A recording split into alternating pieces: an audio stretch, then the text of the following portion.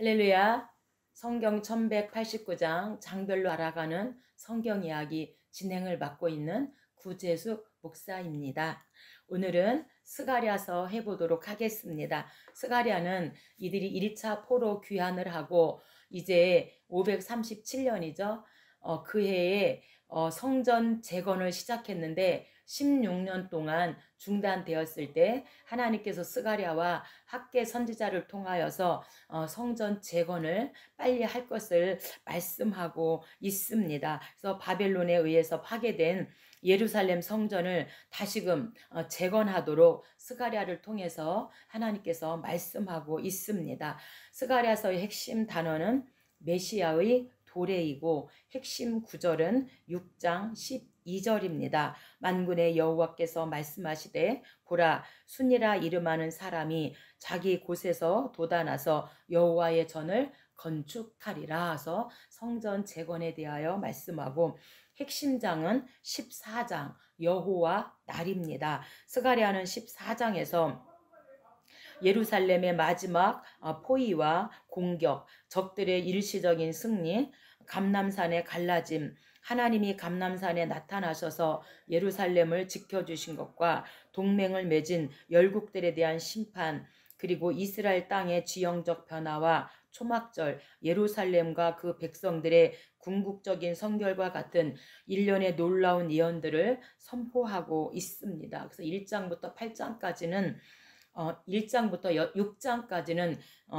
8가지 환상에 대하여 말하고 7장과 8장은 4월, 5월, 7월, 10월 금식에 대하여 질문하고 있습니다. 성전 재건 중인데 금식해야 됩니까? 이렇게 하나님께 질문하고 9장부터 14장까지는 메시아 오심을 예언하고 있습니다. 스가랴 2해입니다.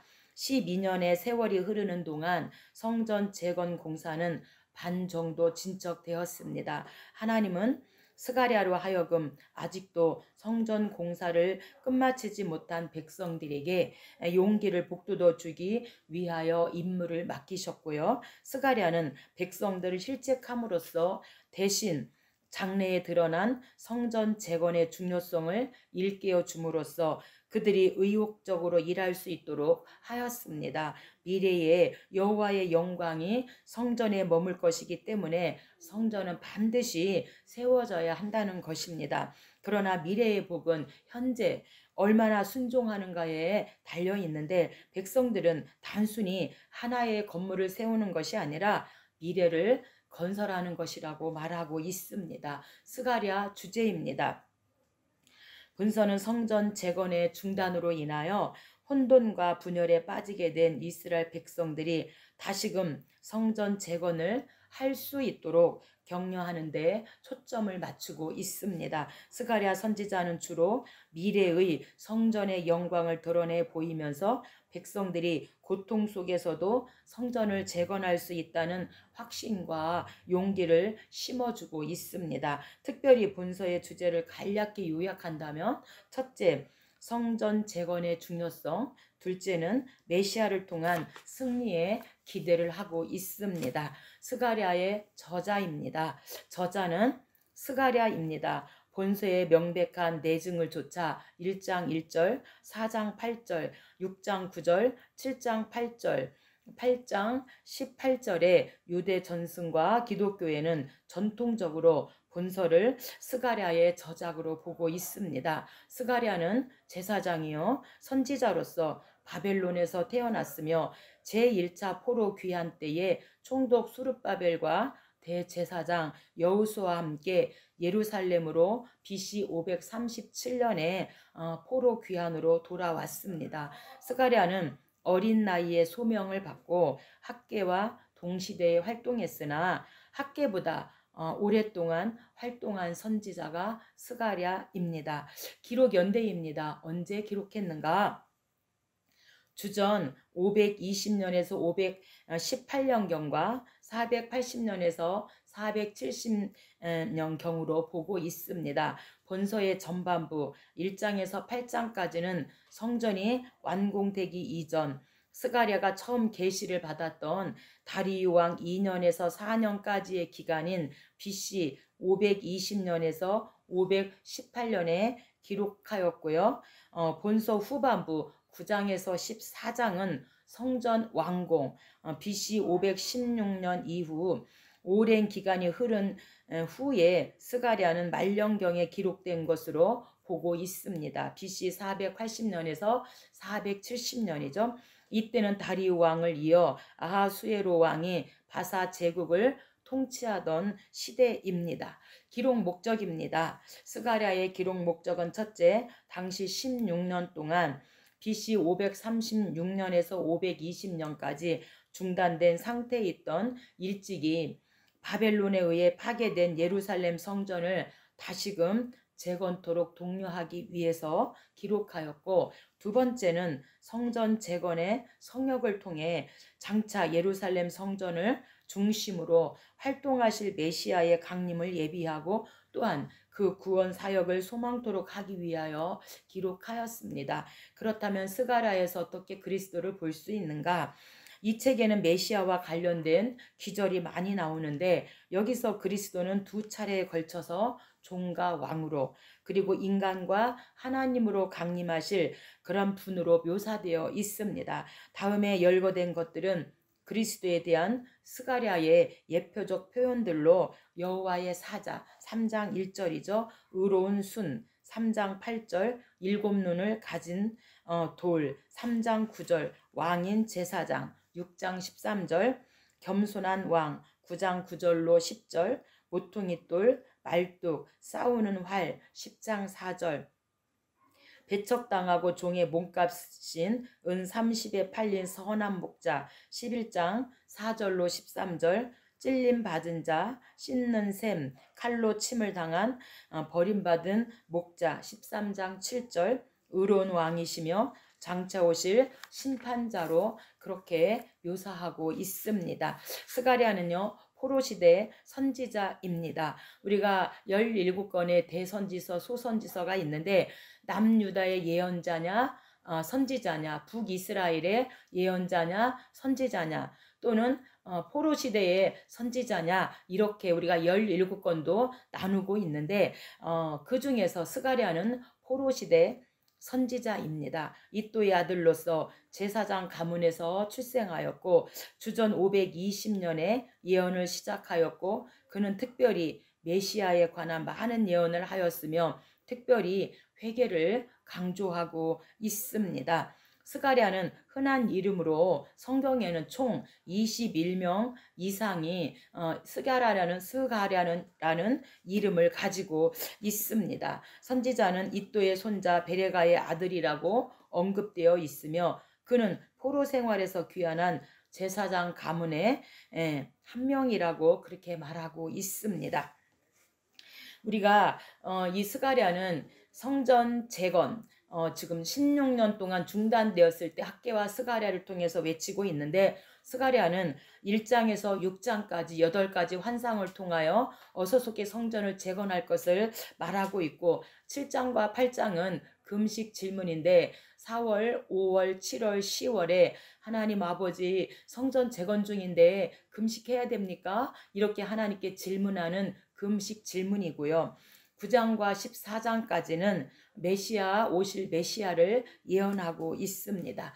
1장입니다. 1장은 2개의 환상이 나오는데 홍마탄 자와 4개의 뿔 이렇게 2개의 환상을 보고 있습니다. 스가랴는 포로 후기의 선지자로 성전 재건이 주변 국가에 거듭된 방해로 지연되자 백성들은 의혹을 상실하고 스가랴는 백성들의 나태를 책망하면서 다시금 성전 건축을 매진하도록 격려하고 있습니다.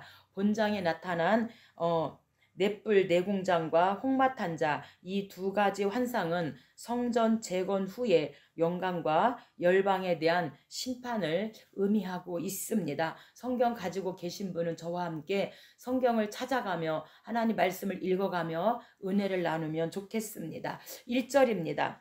다리우 왕 제2년 8월 달에 선지자 스가랴에게 임하니라. 내가 밤에 보니 한 사람이 천사죠. 붉은 말을 타고 골짜기 속 화석나무에 섰고 그 뒤에는 붉은 말과 자줏빛 말과 백마가 있기로. 첫 번째 환상은 홍마 탄자입니다. 9절입니다. 내 주여 이들이 무엇이나이까 하니 여호와께서 땅에 두루 다니라고 보내신 자들이니라. 그래서 이 첫 번째 홍마탄 자는 여호와의 천사들로서 붉은 말을 타고 골짜기 속 화석나무 사이에 서 있는 천사를 가리키고 있습니다. 구약 전반에 사람에게 나타나실 때에는 이렇게 볼 수 있는 형태로도 나타나셨다고 말하고 있습니다. 11절입니다. 그들이 화석나무 사이에 선 여호와의 천사에게 말하되 우리가 땅에 두루 다녀 보니 온 땅이 평안하고 조용하더이다 하더라. 여호와의 천사가 여호와여 언제까지 예루살렘과 유다 성읍들을 불쌍히 여기지 아니하려 하시나이까. 이를 노하신 지 70년이 되었나이다. 이렇게 지금 말하고 있는데 이 첫 번째 환상의 의미, 홍마탄자의 의미는 무엇인가? 하나님이 성전 재건 방해자들을 하나님의 천사들을 통해 심판하실 것을 말하고 이제 하나님이 심판하실 것이니 어서 성전을 재건해라 이렇게 말씀하고 있습니다. 성전 재건 방해자들은 북이스라엘의 산발락과 대표성이죠. 암몬의 도비아입니다. 두 번째 환상이죠. 18절입니다. 내가 눈을 들어 본즉 네 개의 뿔이 보이기로. 그래서 두 번째 환상은 네 개의 뿔입니다. 천사들에게 묻되 이들이 무엇이나이까 하니 이들은 유다와 이스라엘과 예루살렘을 흩트린 뿔이니라. 그때 여호와께서 대장장이 4명을 내게 보이시기로. 내가 말하되 그들이 무엇하러 왔나이까 하니 이 대장장이들이 와서 그것들을 두렵게 하고 이전의 뿔들을 들어 유다 땅을 흩트린 여러 나라의 뿔들을 떨어뜨리려 하느니라 하시더라. 그래서 두 번째 이 4개의 뿔 환상의 의미는 성전 재건을 방해하는 원수들을 반드시 하나님께서 물리쳐 주신다는 것을 이렇게 말씀하고 있습니다.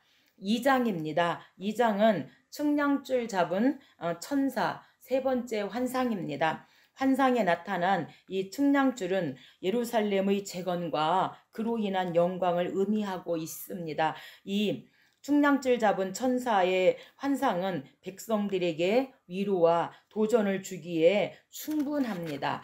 1절입니다. 내가 또 눈을 들어 본즉 한 사람이 천사죠. 측량줄을 그의 손에 잡았기로 내가 어디로 가느냐 물은즉 대답하되 예루살렘을 측량하여 그 너비와 길이를 보고자 하노라 하고 말할 때에. 그래서 세 번째 이 환상의 의미는 폐허된 성전을 복구치 못해서 좌절 가운데 있는 이스라엘 백성들을 위로하고 소망을 불어넣어주는 환상이 바로 측량줄 환상입니다.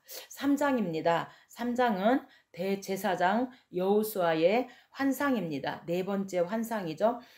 대제사장 여호수아의 부정한 옷이 벗겨지고 정결하고 아름다운 의복으로 단장되는 모습은 대제사장으로서의 권위를 하나님께서 인정해 주셨다는 의미가 있습니다. 1절입니다. 대제사장 여호수아는 여호와의 천사 앞에 섰고 여호수아는 이스라엘을 대표하여 대표성의 원리로 선 것을 말하고 있습니다.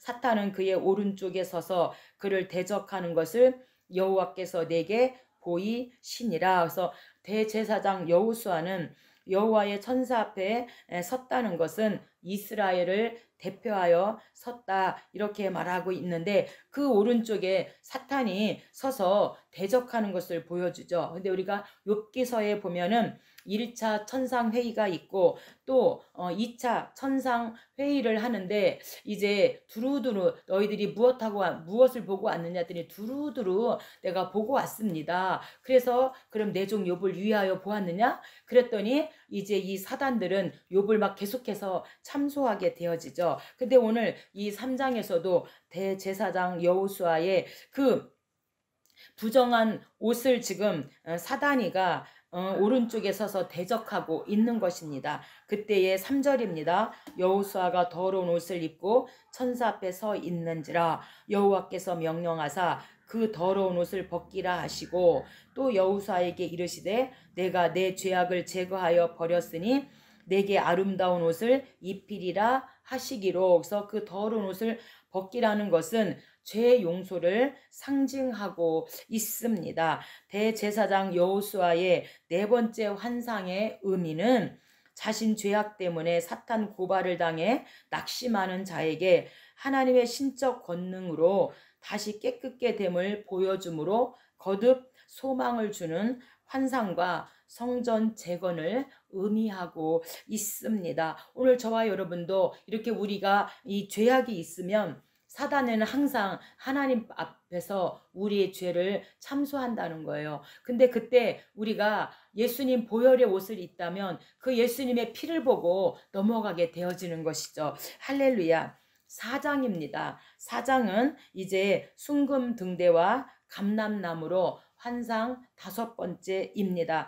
요한계시록 11장도 두 감람나무와 두 촛대, 두 증인이 나오는데 오늘 4장에서도 순금 등대와 감람나무의 5번째 환상을 하나님이 보여주시죠. 5번째 환상으로 순금 등잔대는 재건될 성전을 말하고 두 감람나무는 수룹바벨과 여호수아를 상징하고 있습니다. 5번째 이 환상은 수룹바벨에게 주신 하나님의 격려의 말씀으로 즉 여호수아와 합심하여 하나님의 성전 재건에 힘쓰라고 하는 권면인 것입니다. 12절은 대제사장직과 왕권을 갖고 오실 예수 그리스도를 상징하고 있습니다. 2절입니다. 그가 내게 묻되 내가 무엇을 보느냐? 내가 보니 순금 등대가 있는데 그 위에는 기름 그릇이 있고 또 그릇 위에 7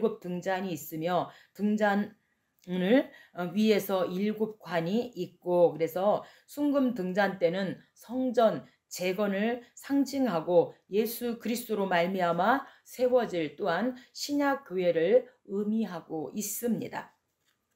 3절입니다. 그 등잔 곁에 두 감람나무가 있는데 하나는 그 기름 그릇을 오른쪽에 있고 그 하나는 그 왼쪽에 있나이다 하고 여호와께서 수룹바벨에게 하신 말씀이 이는 힘으로 되지 아니하며 능력으로 되지 아니하고 오직 나의 영으로 되느니라. 그래서 성전 재건은 사람의 힘으로 사람의 능으로 되는 것이 아니라 오직 하나님의 영으로 된다. 이렇게 지금 말씀하고 있습니다. 7절입니다. 큰 산아 내가 무엇이냐? 수룹바벨 앞에서 평지가 되리라. 아멘. 그래서 이 순금 등대와 감람나무의 5번째 환상의 의미는 하나님의 일을 하다가 자신의 능력 부족으로 낙심하는 자에게 용기를 주는 환상입니다. 그리고 그래서 큰 산은 성전 재건을 방해하는 그 원수들이죠. 북이스라엘의 산발락과 암몬의 그 도비야 대표성의 원리죠. 그래서 이 성전 재건을 방해하는 원수들을 말하고 있습니다. 5장입니다. 5장은 2개의 환상이 나오는데 6번째 두루마리 환상과 여인 환상, 7번째 여인 환상 2가지가 나오고 있습니다. 6번째 두루마리 환상은 성전 건축에 태만한 이스라엘 백성들에게 임할 하나님의 심판을 상징하고 7번째 여인 환상은 죄인에 대한 종말론적 심판을 가리키고 있습니다. 특히 여인의 환상에 등장하는 이 에바는 곡식 측량 기구로 그것이 의미하는 것은 하나님의 심판이 완전하다는 것을 말하고 있습니다. 1절입니다. 내가 다시 눈을 들어 본즉 날아가는 두루마리가 있나이다. 그가 묻되 내가 무엇을 보느냐 하기로 대답하되 날아가는 두루마리를 보나이다. 그가 이르되 이는 온 땅 위에 내리는 저주라. 그래서 6번째 이 두루마리 환상의 의미는 택한 백성이지만 계속 범죄한다면 두루마리에 기록된 내용대로 저주받게 될 것을 말하고 있습니다. 6절입니다. 내가 묻되 이것이 무엇이니까? 이 에바 가운데는 한 여인이 앉았느니라 하니, 여기서 에바는요, 곡식 양을 측정하는 기구로서 죄를 측정하는 하나님의 기준은 범죄의 그 양을 재는 기준이라고 말하고 있습니다. 반드시 하나님께서 이제 죄를 측정하는 하나님의 기준은 범죄의 그 양을 이렇게 재는 기준으로 그 에바로 지금 표현하고 있습니다. 여기서 한 여인이 앉았다는 것은 이스라엘의 죄를 상징하고 있습니다. 8절입니다. 그가 이르되 이는 악이라 하고 에바 속으로 던져놓고 납 조각을 에바 아귀 위에 던져 덮더라. 내가 말하는 천사에게 묻되 그들이 에바를 어디로 옮겨 가니까 하니, 그들이 신할 땅으로 가서 그것을 위하여 집을 지으려 함이라. 그래서 7번째 여인 환상의 의미는 범죄한 이스라엘이 구체적으로 어떻게 저주받게 될 것을 상징적으로 보여주는 환상으로 반드시 이방 땅으로 쫓겨가게 될 것이다, 이렇게 예언하고 있습니다. 6장입니다. 6장은 8번째 환상으로 병거 넷입니다.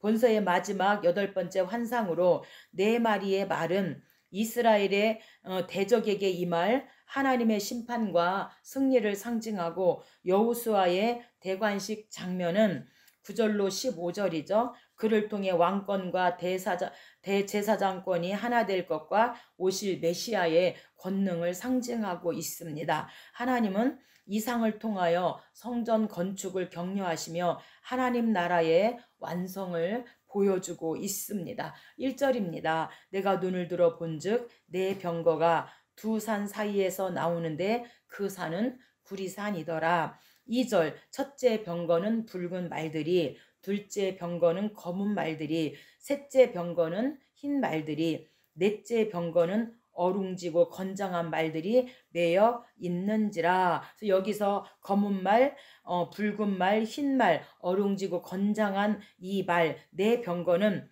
당시 강력한 전쟁 무기 중 하나로서 심판과 권위를 상징하고 있습니다. 네 번째, 이 병거 넷 환상의 의미는 하나님께서 원수 세력을 친히 멸절할 것을 기정사실화하여 말하고 있습니다. 그래서 1장부터 6장까지는 8개의 환상을 통하여 성전 재건에 대하여 말씀하고, 7장입니다. 7장과 8장은 금식 질문입니다. 7장 금식 질문입니다. 참된 금식의 원리를 하나님께서 가르쳐 주시는데, 금식이란 전적인 헌신과 하나님을 의뢰하는 그런 순수한 종교심의 발로로서 당시 백성들은 인간적 규례에 얽매여서 불필요한 금식을 준수해서 그것을 하나의 형식으로 전락시켜서, 하나님 성전 재건 중인데 금식해야 됩니까? 지금 이렇게 이들이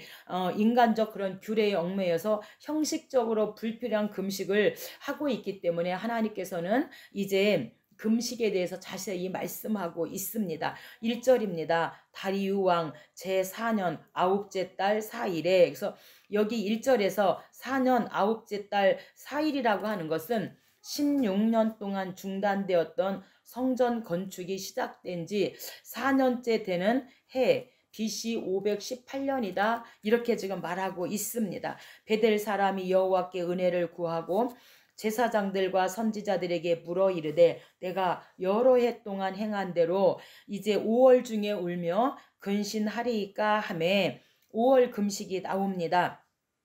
5월 금식은 왜 이들이 5월달에 금식했는가? 바벨론 느부갓네살이 예루살렘을 불로 파괴한 달입니다. 그래서 이들이 슬퍼서, 예루살렘이 불로 파괴되었기 때문에 슬퍼서 이들이 5월달에 금식했다고 합니다. 4절입니다. 만군의 여호와의 말씀이 내게 이르시되 너희가 70년 동안 5월과 7째 달에 금식하고 애통하였거니와, 금식하고 애통하였거니와 그 금식이 나를 위하여 한 것이냐? 너희가 먹고 마실 때에 그것은 너희를 위하여 먹고 너희를 위하여 마시는 것이 아니냐? 정말로 너희들이 나를 위하여 금식했냐? 아니라는 거예요. 여기에서 지금 5월 달과 일곱째 달이 나오고 있는데 이 일곱째 달에는 두 가지가 있습니다. 대속죄일 7월 10이죠. 대속죄일이 있고 또한 그 그달리아를 쳐서 죽인 달이 7월 달입니다. 그래서 7월 금식은 예루살렘 멸망 후에 그달리아를 쳐서 그 죽인 달로 그렇게 보고 있습니다. 그래서 일곱째 달이라는 것은 이 지금 그달리아의 죽은 것과 연관이 있기 때문에 이 7월 10일 대속죄일과는 관련이 없고 예루살렘 멸망 후에 이스라엘이 그달리아를 쳐서 죽인 그 7월을 말하고 있습니다. 첫 번째 질문입니다. 성전 재건 중인데 슬픔의 금식을 해야 합니까 하나님? 이렇게 3절에서 물어보니까 하나님께서 4절과 6절에서 답변을 하시는데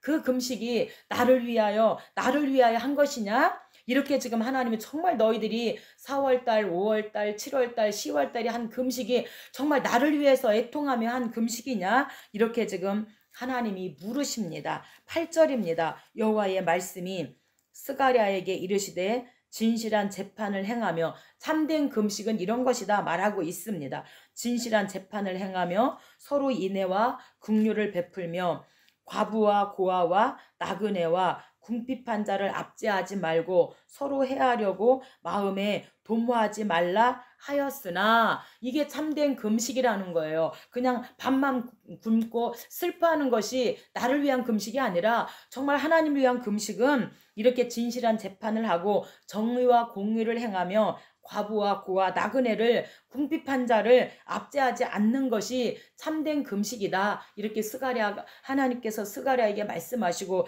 이사야 58장에도 참된 금식에 대해서 하나님께서 말씀해 주고 있습니다. 8장입니다. 회복 약속 예루살렘 영광입니다. 스가랴는 회복될 예루살렘의 영광과 평화를 다각도로 기록하면서 새 언약의 주체로 오신 예수 그리스도와 그의 왕국의 영광을 예표하고 있습니다.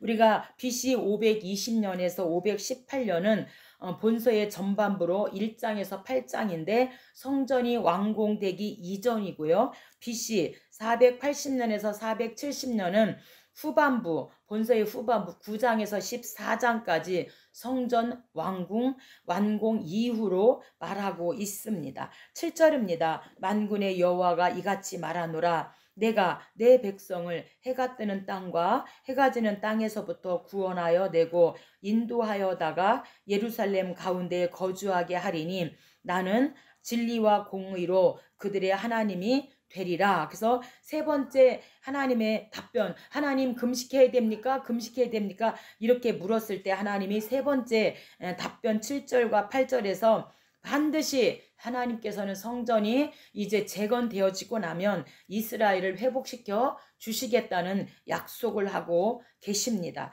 18절입니다. 만군의 여호와의 말씀이 내게 이르시되 4월 금식과 5월 금식과 7월 금식과 10월 금식이 변하여 유다 족속에게 기쁨과 희락의 절기들이 되리니 오직 너희는 진리와 화평을 사랑할지니라. 이렇게 하나님께서 네 번째 하나님께서 답변해 주시는데 금식보다도 진리와 화평을 사랑하라 이렇게 말씀하시고 반드시 4월, 5월, 7월, 10월의 금식이 변하여서 유다 족속에게 기쁨과 희락의 절기들이 될 것이다. 하나님께서 반드시 이스라엘을 회복시켜 줄 것이다. 이렇게 지금 말씀하고 있습니다. 그런데 이들이 왜 4월, 5월, 7월, 10월에 금식을 했는가? 4월 달은요. 바벨론 느부갓네살에 의해서 예루살렘 성벽이 파괴된 것을 슬퍼하여서 이들이 4월 달에 금식했고요. 5월 달은요. 성전과 중요한 건물들이 불탄 것을 기억하기 위해서 이들이 금식했고요. 7월 달은 그달리아 그 암살 총독으로 세웠는데 암살 사건을 기억하기 위하여 7월 달에 금식하였고 10월 금식은 바벨론 느부갓네살이 예루살렘을 포위하기 시작한 것을 슬퍼하면서 이들이 금식을 하였는데 반드시 하나님께서는 이 금식들이 이제 변하여서 기쁨과 희락의 절기들이 될 것이다. 반드시 이스라엘을 성전이 재건되면 회복시켜 줄 것이다. 이렇게 말씀하고 있습니다. 22절입니다. 많은 백성과 강대한 나라들이 예루살렘으로 와서 만군의 여호와를 찾고 여호와께 은혜를 구하리라. 이방 백성 10명이 유다 사람 하나의 옷자락을 잡을 것이라 곧 잡고 말하기를 하나님이 너희와 함께 하심을 들었나니 우리가 너희와 함께 가려 하노라 하시니라. 그래서 예수 그리스도의 복음으로 구원을 전하는 신약 교회를 예표하고 있습니다. 이방 백성들 9장입니다. 9장은 메시아 오심입니다. 그래서 9장부터 14장까지가 이제 메시아 오심을 예언하고 있습니다. 9장에서 14장까지 메시아 예언은 BC 480년에서 470년 본세의 후반부 9장에서 14장 성전 완공 이후 이 본장에서 이방인의 멸망상이 더 두드러집니다. 수리아, 베니게, 블레셋 등 이스라엘을 대적했던 나라는 멸망을 면치 못할 것이라고 말씀합니다. 사실 이들 나라는 알렉산더 대왕의 그 원정으로 모두 멸망함으로 이 예언이 이루어지죠. 한편 이방 멸망이 이스라엘 민족들에게는 메시아의 도래로 이어짐을 말하고 있습니다. 9절입니다. 시온에 따라 크게 기뻐할지어다. 즐거이 부를지어다. 보라 내 왕이 내게 임하시나니 그는 공으로 오시며 구원을 베푸시며 겸손하여서 나귀를 타시나니 나귀의 작은 것 곧 나귀 새끼니라 이렇게 말하고 있습니다. 우리가 성경에 보면은 사울왕 이제 처음에 족장시대 그 다음에 사사시대, 왕정시대예요. 근데 완벽한 왕은 없었습니다. 그런데 이제 우리 주님이 오시면 왕으로 오시면 완벽하게 그렇게 공으로 오시고 구원을 베푸시고 겸손하여서 나귀를 타신다. 이렇게 지금 말하면서 시온에 따라 크게 기뻐하고 즐거이 노래 불러라. 이렇게 내 왕이 내게 임하신다. 이렇게 지금 말하고 있습니다. 그분은 어떤 분인가? 10절입니다. 그가 이방 사람에게 화평을 전할 것이요 그의 통치는 바다에서 바다까지 이르고 유브라데 강에서 땅끝까지 이르리라. 그래서 예수님이 예루살렘으로 입성하심으로 말미암아 성취되어지지요. 그래서 우리가 마태복음 21장 입성이고 마가복음 11장이 입성이고 누가복음 13장이 예수님 입성이고 요한복음 12장이 입성인데 예수님이 입성함으로 말미암아 이 스가랴의 예언이 그대로 이제 성취되었음을 말하고 있습니다. 10장입니다. 메시아 구원 사역입니다. 본장에서는 메시아의 통치를 자세히 언급하고 있는데 그는 거짓 목자를 폐하고 우상을 제거하고 흩어진 유다인들을 모으고 대적들을 심판할 것이라고 말하고 있습니다. 메시아의 출현으로 정의와 평화가 강같이 흐르는 새 왕국이 건설될 것이며 이러한 예언은 오직 공평과 의의 왕이신 그리스도의 강림으로 성취될 것이라고 말하고 있습니다. 4절입니다. 모퉁이 돌이 그에게서 말뚝이 그에게서 싸우는 활이 그에게서 권세 잡은 자가 다 일제히 그에게 나와서 아멘. 그래서 메시아를 상징적으로 이렇게 표현하고 있는데 다 일제히 그에게 예수님에게 나와서 5절입니다. 원수를 밟을 것이라 그들과 함께 한즉 그들이 싸워 말탄 자를 부끄럽게 하리라. 내가 유다 족속을 견고하게 하며 요셉 족속을 구원할지라 그들을 긍휼히 여김으로 그들이 돌아오게 하리니 내가 내버린 일이 없었음 같이 되리라. 나는 그들의 하나님 여호와라. 그래서 이제 메시아의 구원 사역에 대해서 말씀하고 있습니다. 11장입니다. 메시아 순환입니다. 그래서 이사야 선지자는요. 종으로 오신 예수님을 5장을 말하고 있는데 이사야 42장, 49장, 50장, 52장, 53장에서 이사야는 종으로 오신 예수님을 말하고 있는데, 스가랴 선지자는 순환당하실 메시아를 11장에서 말씀하고 있습니다. 이스라엘 백성들이 받을 축복에 대해서 10장에서 언급했지만 이 11장은 그들이 받을 심판에 대해서 언급하고 있습니다. 실제로 이스라엘은 포로기 이후 한때 성전을 재건하는 등 회개하는 그런 조짐을 보였지만 메시아를 배척하는 그런 죄악을 다시 범하게 되어집니다. 그 결과 또다시 성전이 로마군에 유린되는 그런 참화를 겪게 되어집니다. 12절입니다. 내가 그들에게 이르기를 너희가 좋게 여기거든 내 품삯을 내게 주고 그렇지 아니하거든 그만두라. 그들이 곧 은 30개를 달아서 내 품삯을 삼으리라. 그 삭슬 토기장에게 던지라. 그 은 30개를 여호와의 전에서 토기장에게 던지고. 근데 이 말씀이 스가랴의 예언이 가룟 유다에 의해서 성취되어지잖아요. 가룟 유다가 은 30개로 예수님을 팔게 되어지죠. 그래서 이 은 30개는 고대 이스라엘 사회에서 종이 죽임을 당할 때 보상해 주는 값이 은 30개고요. 창세기 37장 요셉은 은 20냥에 팔리게 되어지죠. 12장입니다. 하나님 백성 승리입니다. 12장부터 14장까지는 전체적으로 메시아 왕국의 승리를 부각시키는데 초점이 맞추어져 있습니다.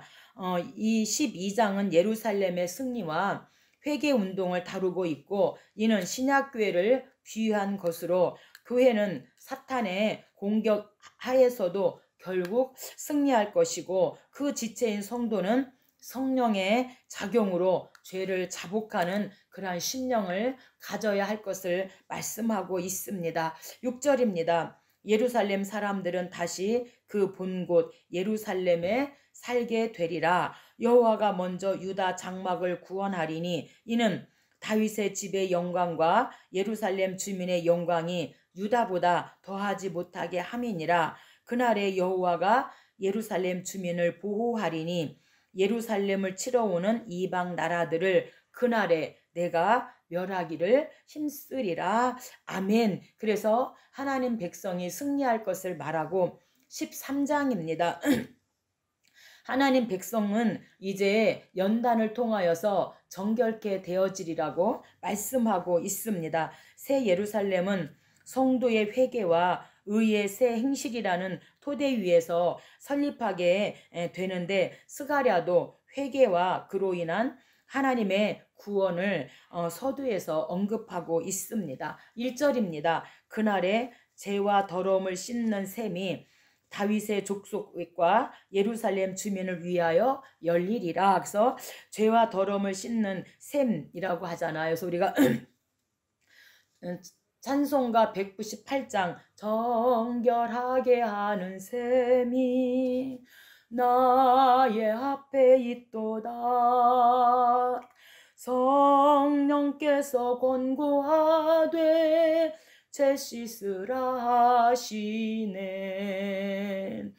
찬양하리 찬양하리 죽임 당한 어린 양 주께 영광 돌리어라.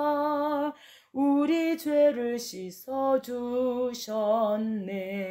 이렇게 반드시 죄와 더러움을 씻는 그 셈이 다윗 족속과 예루살렘 주민을 위하여 열릴 것이다. 이렇게 말씀하고 있습니다. 그래서 우리가 죄와 더러움을 씻는 셈은 바로 예수님의 그 대속의 보혈이죠. 2절입니다. 그날에 우상의 이름을 그 땅에서 끊어서 기억도 되지 못하게 할 것이며 거짓 선지자의 더러운 귀신을 이 땅에서 떠나게 할 것이라. 그래서 예수님의 십자가 죽으심과 부활 사건을 통해서 성취되었고, 반드시 이제 정결하게 하는 그 셈에 가서 씻기만 하면 예수님의 그 보혈 이것을 통하여서 성취되었습니다. 8절입니다. 여호와가 말하노라 온 땅에서 3분의 2는 멸망하고 3분의 1은 거기 남으리니 내가 그 3분의 1을 불 가운데 던져 은같이 연단하며 금같이 시험할 것이라. 그들이 내 이름을 부르리니 내가 들을 것이며 그들은 말하기를 여호와는 내 하나님이라 하시리라. 그래서 반드시 불 가운데 던져져서 연단을 받고 나서 이제 고백을 하는 것이 뭐예요? 여호와는 내 하나님이라, 여호와는 내 하나님이라, 이렇게 고백하게 되어진다. 그러니 여러분 불같은 시험, 연단 받는 것을 두려워하지 마시기 바랍니다. 반드시 이제 이 은같이 연단하고 금같이 이렇게 시험하여서 연단되어졌을 때 비로소 우리가 하나님을 아버지라 이렇게 부르고 고백하게 되어짐을 믿습니다. 마지막 14장입니다. 여호와 날입니다.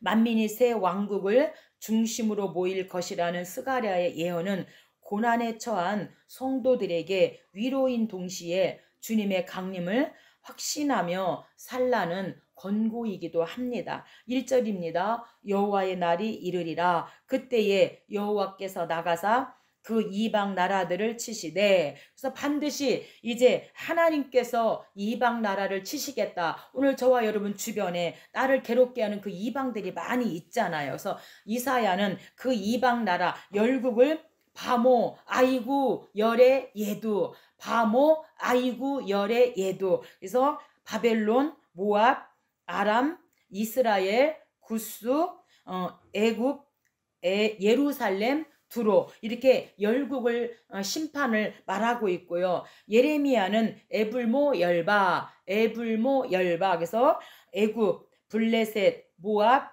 그 다음에 열국, 바벨론을 이렇게 반드시 심판한다 이렇게 말하고 있는데, 우리가 신앙생활을 하지 못하도록, 하나님께 가까이 가지 못하도록 이렇게 내 주변에 이방들이 있는데 반드시 이제 우리가 더러움을 씻는 그 날에 하나님께서 여호와의 날에 물리쳐 주시겠다 이렇게 말씀하고 있습니다. 7절입니다. 여호와께서 아시는 한 날이 있으리니 그날에 생수가 예루살렘에서 솟아나서 절반은 동해로 절반은 서해로 흐를 것이라. 여름에도 겨울에도 그러하리라. 그래서 반드시 여호와께서 아시는 그 한 날은 예수님께서 온 세상을 심판을 위해서 재림하시는 그날이라고 이렇게 말하고 있습니다. 정리하겠습니다. 스가랴서 1장에서 6장까지는 이제 16년 동안 성전 재건을 중단하고 있던 그때에 1장부터 6장까지 8가지 환상을 통해서 어서속히 성전을 재건하라 이렇게 스가랴를 통해서 말씀하시고, 7장과 8장은 금식 질문인데, 하나님 성전 재건 중인데 4월에 5월에 7월에 10월에 하나님 금식해야 됩니까?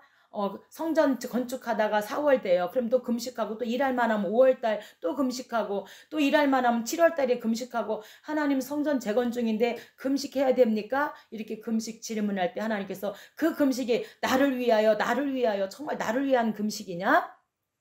그렇지 않다 이렇게 주님이 말씀합니다. 그리고 9장과 14장은 이제 오실 메시아를 예언하고 있습니다. 오늘 저와 여러분, 우리의 심령 성전이 무너졌다면 기도의 단위, 말씀의 단위, 예배의 단위, 찬송의 단위 무너졌다면 오늘 스가랴 선지자를 통하여 어서 속히 중단된 성전을 재건하라. 그럼 하나님 복을 주시겠다 이렇게 말씀한 것처럼 오늘 저와 여러분에게 이 말씀을 적용한다면 우리의 무너진 성전, 기도의 단, 말씀의 단, 찬양의 단, 예배의 단, 우리가 코로나로 인하여 하나님 앞에 가까이 나아가지 못했던 어서 속히 이런 심령 성전을 재건해라. 그러면 하나님께서 반드시 정결하게 하는 셈으로 이제 복을 주시겠다 이렇게 약속하고 있습니다. 감사합니다. 다음 시간에 뵙도록 하겠습니다.